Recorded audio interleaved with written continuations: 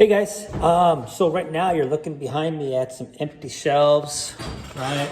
Got a bunch of boxes there and about 600 more boxes in the lab room, packed up and ready to move to the new science building, which is exciting.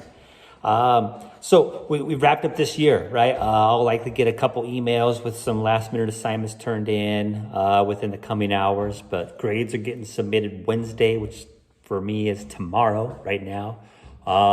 And we're moving on to next year. We get to put this crazy semester behind us and hopefully move on to a better system next fall. So a couple parting words. Yes, I have to get one more message out to you guys. And one of those is we're doing our best to make sure that we get to see you guys as much as possible next year, face-to-face learning in whatever way that we can make that work.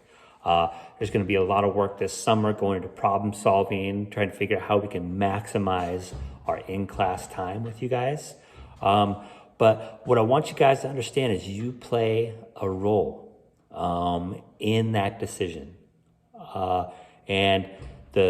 I'm your science teacher, so I feel it's important that you guys understand that this virus is spread through droplets, right? Little micro droplets that get out mainly through your breathing, all right? They can get suspended in the air, potentially breathed in by somebody else. That is the primary mode by which this virus spreads, right? So the best thing you can do this summer to help assure that we get to keep moving forward and open things back up is to, when it's at all possible or practical, wear some sort of face covering. Obviously, I'm not wearing a face covering at the moment. I'm talking about when you're around people, right? Not your family at home that you're already spreading and sharing everything with, right? When you're going out in public, around people that you're not around all the time, right? Wear a face covering. Now, you guys as teenagers, by and large, are not really at risk for the worst that COVID has to offer, right? Some of you are, right? There have been some weird cases where somebody completely healthy and not in the at-risk categories had died, right? This is a scary virus. And I know there's a lot of misinformation about this not being a serious deal. It is. But the good news is we know how to control the spread of this virus. And one of the best things we can do is to wear face coverings when you're around people. So your role over the summer, right? Even when things start to open up and you can go places and be with friends, right? Do your best when you're in public spaces. Again, when you're around people that you're not going to be around all the time, right? Wear face coverings. That means going to the grocery store, going downtown, right? Now, when I said before, it's like you guys, many of you are not really at risk for the worst that COVID has to offer, is you can spread it just as easily as somebody else. And there's a chance that if you maybe had the disease with no symptoms, you can transmit it to somebody that will die, right, when they get the disease, right? So it's not just about protecting yourself. That's important. I do want you guys to protect yourself. It's about protecting our most vulnerable. And that could be an aunt, uncle, mom, dad, brother, sister for you. They haven't really dialed in who exactly is most vulnerable, right? That could be somebody you don't know and never see, right? So when you can, when at all possible, right, wear those face coverings when you get out in public. That is really, really going to help. In the places that have reopened and people haven't taken this seriously, they're seeing those numbers spike. Those are the places that are going to have to shut back down in one way or another, right? In Washington, we've been really, really conservative about our reopening. It's been really annoying for me as well as for you. Some people think we're being way too cautious with this disease.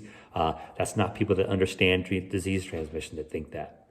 It's just general public. So they're doing their best to open things back up, to give us some mental health relief, right? To give business owners and the economy some relief, right? That's important too, right? But if we can do our part and wear those face coverings and keep each other safe, we're much more likely to get to progress through those transitions, through phase 1. We're on phase 2. Hopefully phase 3 is going to happen pretty soon, right? That much more can stay open, we can have that much more freedom, and that much less is going to be shut down and so on. Okay, I hate for that to be my final party message for some of you guys, but I just felt like I wanted to get that out there. I wanted to understand the science behind it. If we control those little micro droplets that get suspended in the air, right? Keep your droplets to yourself and prevent yourself from breathing in other people's little micro droplets, right? It really does make a difference in how fast this disease spreads and how much can stay open, right? And that is factual information right there, okay? So let's not give anybody an excuse to shut things down, right? That is your role in all this. And I would encourage you to encourage your family members to do the same, okay? I love you guys, right? And I don't want to see any of you get sick. And I really want to see you guys face to face next year in the classrooms as much as we can manage and keep everybody safe. Your job, my job, is to wear those face coverings when we're out and about in public. All right? With that being said, I love you guys. And man, I'm really proud of how most of you guys handled this. I know this was a horrible thing for some of you guys, and I did my best to give you every bit of grace and understanding that I could when I submit your final grades, okay? And I wish all of you the best, and I hope you get to move on with your lives and we all get to see each other and get back to some sense of community again soon. Adios.